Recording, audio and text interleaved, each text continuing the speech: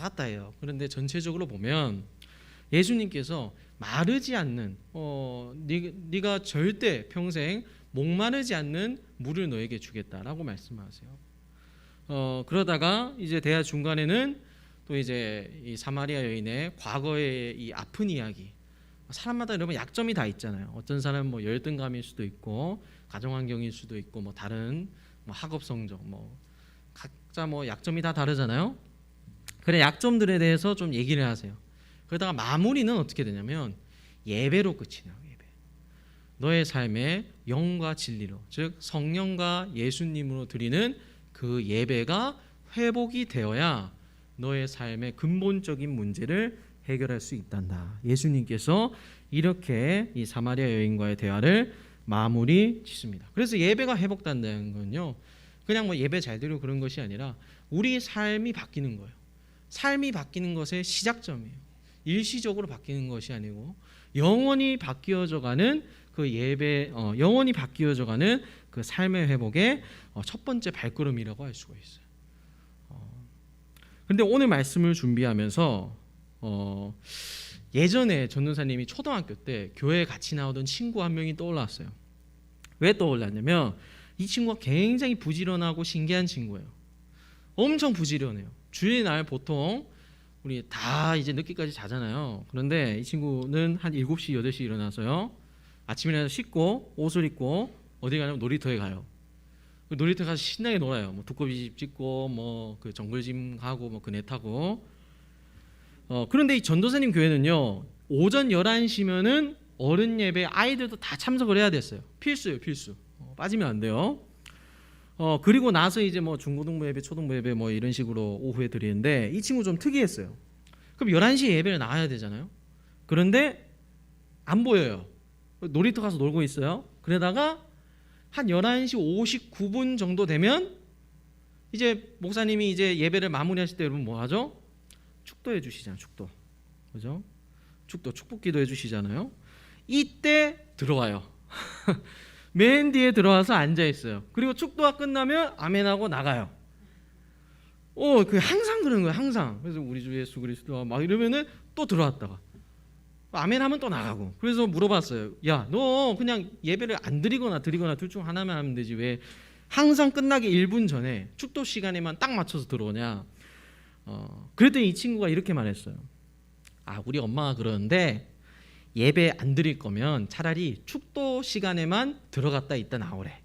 왜? 그랬더니 축도는 담임 목사님이 축복을 해주시는 거니까 그 시간에만 들어가서 앉아 있으면은 하나님이 복을 주신대. 야, 그래서 이 친구가 그 부모님 말씀 기억하고 11시 59분까지 놀이터에서 놀다가 축도 시간에 들어왔다 앉아서 나가는 거예요. 자, 야, 이런 생각을 할 수 있구나. 그죠? 여러분, 축도 시간이 이제 축복 기도잖아요. 목사님이 이제 두 팔을 들고 이제 말씀을 듣고 예배를 한 우리가 세상 속으로 가서 하나님의 함께 하심 속에서 살아내라. 요 의미로 이제 진행이 되는 거예요. 근데 이 친구는 축복 기도만 받고 나오면은 나는 예배 참석한 거고, 또 부모님께서도 야, 너 그래도 너 복 받으려면 예배를 축도라도 드려라. 이렇게 말씀하셔서 이런 일이 일어났던 것 같아요. 자, 여러분한테 한번 물어볼게요. 여러분, 하나님께서 예배 맨 마지막 순서 축도하는 시간에 들어와서 앉아 있으면 하나님께서 아무런 마음과 뜻 없이 기계적으로 여러분 복을 나눠주신 분이세요? 그럴까요? 아닌가요? 맞아요, 아니에요? 우리 중1 아니에요? 맞아요. 눈치만 보네요. 자, 여러분, 그렇게 하나님이 기계적인 분이실까요? 그냥 겉으로 내가 예배 출석했지. 그러니까 오늘 이 친구처럼 하나님, 제가 축도 시간에는 참석했잖아요. 어쨌든 제가 여기는 앉아 있잖아요. 공식 입력됐잖아요. 저한테 복을 주셔야만 돼요. 정말 그렇게 말할 수 있을까요? 여러분, 오늘 말씀이 바로 이 질문에 대한 답을 다루고 있는 말씀이에요. 여러분, 지난주에 드디어 이스라엘 백성들이 고향 땅으로 돌아와서 성전을 짓고 또 성벽도 다시 짓고 막 회개가 일어나고 부흥이 일어났다 그랬어요. 근데 여러분, 정말 중요한 것이 또 하나 발생했어요. 예배를 다시 드렸어요. 예배가 회복이 됐어요. 그런데 이 사람들의 눈에 바뀌는 게 없는 거예요. 분명히 하나님께서 다시 이스라엘 땅에 돌아와서 너희가 성전을 짓고 나에게 예배하면은 복을 줄 것이고, 다시 이스라엘이 그 다윗과 솔로몬의 때처럼 다시 전성기를 누리고 그렇게 될 것이라고 말했는데, 아무리 예배를 드려도 눈에 바뀌는 게 없는 거예요. 아니 예배를 열심히 드리는데 왜 하나님이 복을 안 주시지? 왜 여전히 생활 형편은 어렵지? 눈으로 보는데 하나도 바뀐 게 없는데, 이런 마음이 들기 시작하는 거예요. 너무 초라해 보이고 옛날 그 이스라엘 모습을 다 잃어버린 거예요. 그러니까 여러분, 사람이 진짜 간사해요. 어떤 마음이 들까요? 아니 이렇게까지 내가 예배를 열심히 드렸는데, 에스라가 가르쳐준 대로 말씀과 율법을 내가 열심히 배웠는데 바뀐 게 없잖아. 여전히 초라하잖아. 그러면은 내가 굳이 이렇게 예배를 잘 드릴 필요가 있을까? 이런 마음이 들겠죠. 왜냐하면 예배 드려도 바뀌는 게 없으니까. 여러분, 오늘날로 따지면 무슨 말이라고 할 수가 있어요? 내가 예수님을 믿고 교회를 다닌 후나 다니기 전이나 별로 바뀐 게 없잖아. 내가 부자가 되지도 않았잖아. 내가 능력이 생기지도 않았잖아. 뭐가 이득이지? 이런 마음이 드는 거예요. 그러니까 결국 어떻게 돼요? 바뀌는 게 없으니까 뭐가 별거 없네. 예배 드려도 별거 없네. 찬양 드려도 별거 없네. 바뀐 거 없네. 그래서 삶의 우선순위 가운데에서 예배가 점점 추락하게 되고, 또 그 예배 시간에 드리는 시간과 헌금도 아까워지는 거예요. 또 예배에 쏟아지는 내 마음도 아까워지는 거예요. 여러분, 그러면 그 예배에 남는 게 뭐겠어요? 종교적인 껍데기만 남는 거예요. 형식과 말과 행동, 겉으로 드러나는 것만 남게 되는 거예요. 그러니까 우리가 정말 신령과 진정을 하나님께 예배를 드리고 뜨거운 마음으로, 살아있고 역동적인 예배가 돼야 되는데, 예배 사이보그 로봇이 되어 있는 거예요. 주일이네, 교회 가야지, 작서. 말씀 들어야지, 기도해야지, 아멘, 끝, 예배 드렸다. 예배 사이보그 로봇이 되어 있는 거예요. 속은 다 썩어가지고 문드러지는데 입으로는 아멘이 나오는 거예요. 속으로는 헌금도 아까워 죽겠고, 여기에 앉아서 드리는 이 예배의 시간도 아까워 죽겠는데, 예배의 출석은 유지를 해야 되는 거예요. 여러분, 이게 얼마나 비극이에요. 겉으로 바뀌는 게 없으니까 예배가 내 삶에서 차지하는 비중이 줄어들고, 그렇게 하나하나씩 아까워져 가니까 결국에는 이 신앙을 유지하는 겉모습, 형태만 남아버린 거예요. 예배자라는 타이틀만 남은 거예요. 그래서 오늘 6절에서 하나님께서 말씀하세요. 뭐라고 말씀하시냐면, 너희가 나에게 순종하지 않는다. 공경하지도 않고 나를 두려워하지도 않는다. 너희가 내 이름을 멸시하고 짓밟고 있는다. 하나님이 이렇게 말씀하신 거예요, 이스라엘 백성에게. 근데 이스라엘 백성들이 거꾸로 뭐라고 답을 해요? 하나님, 저희가 언제 하나님의 이름을 멸시했어요? 저희가 언제 하나님의 이름을 짓밟았어요? 예배 드려 주잖아요. 헌금해 주잖아요. 섬겨 주잖아요. 우리가 도대체 뭘 더 어떻게 해야 되는데요? 이렇게 하나님한테 항변을 하고 있는 거예요. 우리는 할 거 다 했다는 거예요. 그 다음에 하나님께서 뭐라고 말씀하세요? 오케이, 좋다. 그러면 너희가 정확히 어떤 식으로 내 이름을 짓밟고 있는지를 내가 알려줄게. 그리고 하나님께서 답을 해주십니다. 7절에 그 답이 나와 있어요. 여러분, 구약시대에 하나님께 예배를 드릴 때 제물을 바치잖아요. 그죠? 제물을 바쳤잖아요. 그럴 때 어떤 제물을 바쳤냐면 흠이 없는 제물을 바쳤어요. 또 병들거나 다치지 않는 동물들을 드리라고 하나님께서 법으로 정해주셨어요. 흠이 없어야 된다는 거였어요. 왜일까요? 그래야 우리의 죄가 이 흠없는 동물에게로, 제물에게로 옮겨가서 그 동물이 단번에 죽음으로 우리의 죄가 용서가 되는 방식이었어요. 여러분, 이것을 사실 완전하게 보여주신 분이 누구예요? 예수님이잖아요. 그죠? 그런데 지금 어떤 일들이 일어났다고 하냐면요. 7절을 보면요. 이렇게 나와 있어요.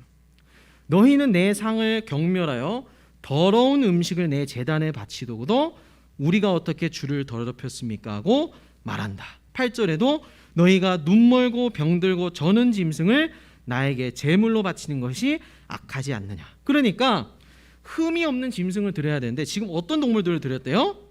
눈멀고 병들고 다리를 저는 짐승들이 하나님께 제물로 바쳐졌다는 거예요. 그럼 도대체 어떻게 이런 사태가 벌어졌을까요? 이 사람들이 율법도 이제 알게 됐고 다시 성경도 알게 됐고 부족하지도 않았을 텐데 어떻게 이렇게 모욕하는 제물들이 바쳐졌을까요? 여러분 여기 잘 보세요. 물론 하나님께서 지금 흠 있는 제물들이 바쳐져서 하나님께서 분노하고 계시는 것도 있겠지만요. 하나님께서 지금 정말 주목하고자 하시는 부분은 다른 포인트에 있다는 거예요. 왜요? 여러분 흠이 없다는 게 뭘까요? 흠이 없다. 흠이 없다는 게 동물이 겉으로 다치지 않았다는 것만 의미할까요? 아니죠. 뭐도 흠이 없어야 돼요. 전세 당뇨잖아요. 흠이 있어요? 없어요? 흠이 있죠. 어디에 흠이 있는 거예요? 이 내장에 흠이 있는 거잖아요. 동물이 겉으로만 흠이 없으면 돼요? 아니죠. 이 내장도 흠이 없어야 하나님께 정말 흠 없는 동물로 드려지잖아요. 그런데 여러분 이 시대 사람들이 그걸 알 수가 있었을까요? 아니죠. 그러면은 아무리 겉으로는 흠이 없어도 흠이 있는 이 내장에 흠이 있는 동물을 갖다 바칠 수도 있었을 거 아니에요. 그러니까 하나님께서 정말로 원하셨던 것은 흠 없는 동물을 바쳐라. 이거는 사실 예수님을 알려주는 그림자일 뿐이고 그 안에 숨겨져 있는 정말 이 제물을 드릴 때의 나의 마음이겠죠. 어떤 마음이었어요? 예를 들어 여러분들이 어린 양 하나를 기르고 있다고 생각해 보세요. 걔 이름도 붙여놨어요. 근데 걔가 흠이 없네. 내가 죄를 지어가지고 하나님께 제물로 바쳐야겠네. 얘는 아무 죄를 짓지 않았잖아요. 근데 내가 이름까지 지어줬는데 이 귀여운 동물을 바쳐야 돼요. 사진을 다 잘라가지고 내장도 다 해가지고 그걸 다 불태워서 하나님께 드려야 돼요. 그러니까 어때요? 내 죄가 이렇게 큰 거구나. 내가 다시는 같은 죄를 반복해서 짓지 말아야겠다. 하나님 은혜로 내 죄를 용서하여 주세요. 이런 마음이 있기를 원하셨던 거죠. 그런데 이 당시에는 어땠어요? 또 오늘 우리는 어땠어요? 내가 죄 지었네. 자, 양 하나 갖고 와가지고 자, 드리면 된 거야. 자, 또 죄 졌네. 양 하나 또 갖고 오자. 자, 하나님 드립니다. 됐죠? 아무런 죄의식도 또 아무런 예배자의 열정도 없이 그냥 기계적으로 드린 거예요. 하나님이 용서해 주시겠지. 여러분 이 당시에도 보세요. 병들고 썩고 아픈 동물들이 어떻게 하나님께 바쳐질 수 있었냐면요.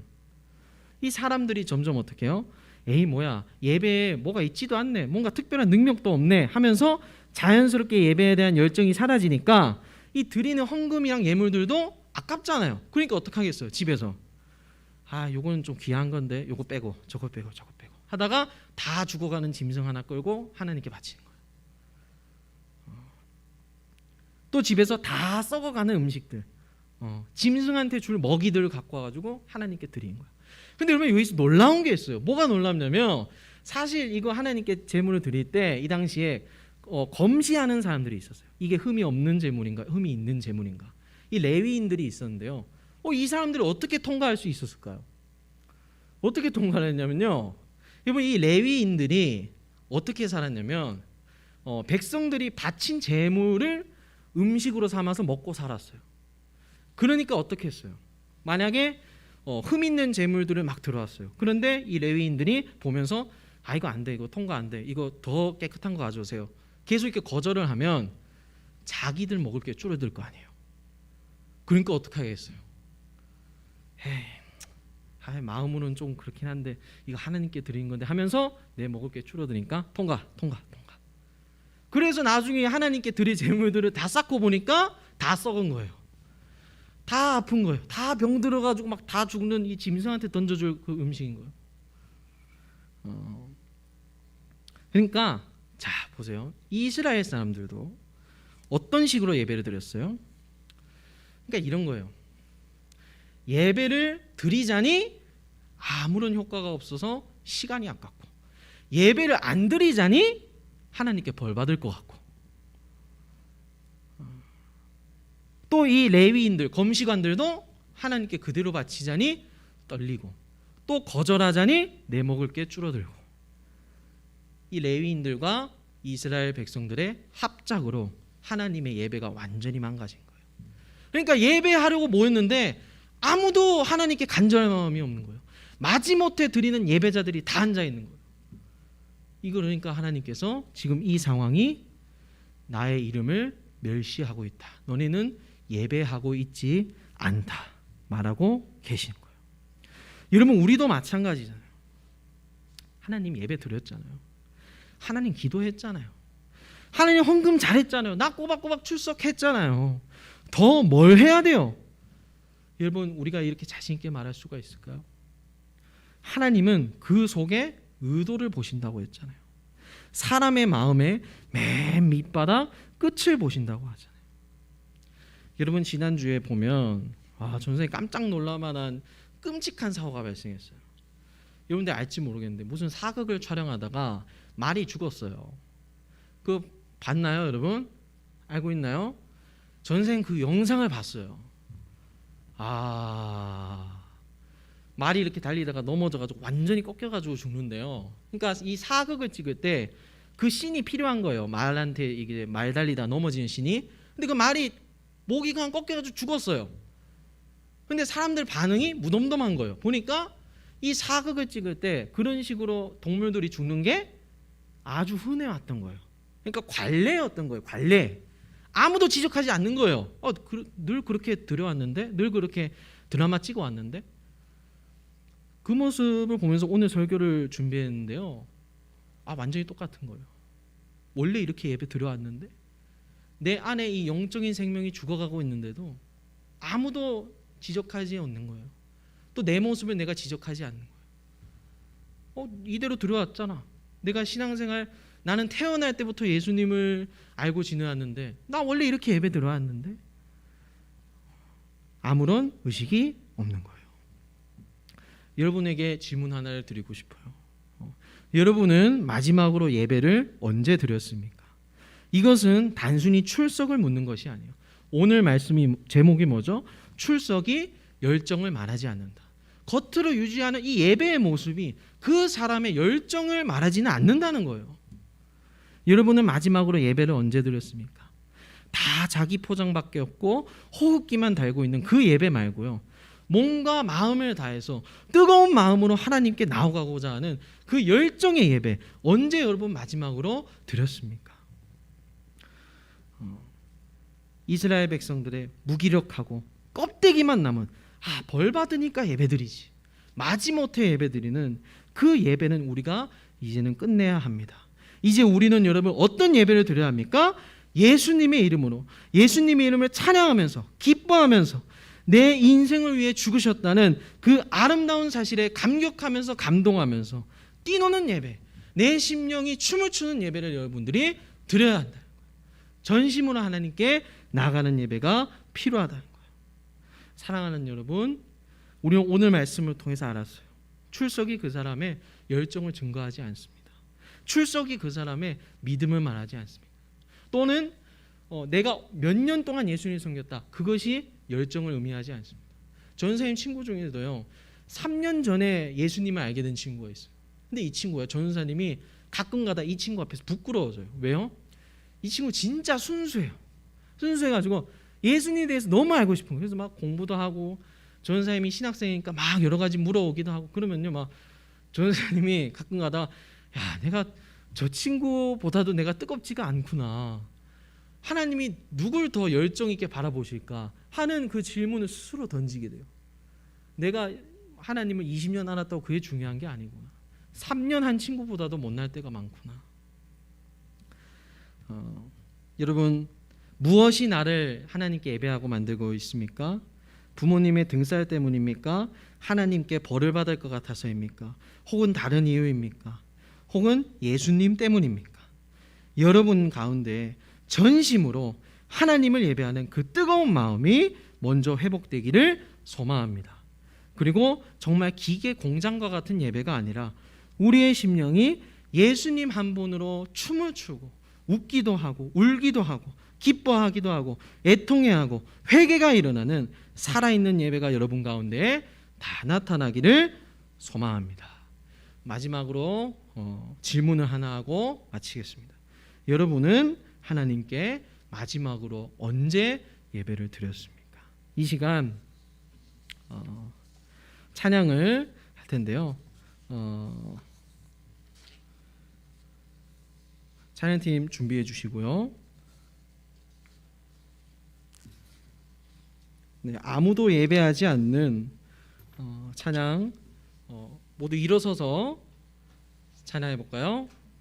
아무도 예배하지 않는 일어서서 함께 찬양하면서 아무도 예배하지 않는 이곳에서 하나님을 예배하리라. 아무도 찬양하지 않는 그곳에서 나 주를 찬양하리라. 이 시간 우리가 전심으로 우리의 삶에 제대로 된 예배가 회복되기를 원한다. 그 뜨거운 마음으로 여러분 찬양을 함께 부르겠습니다.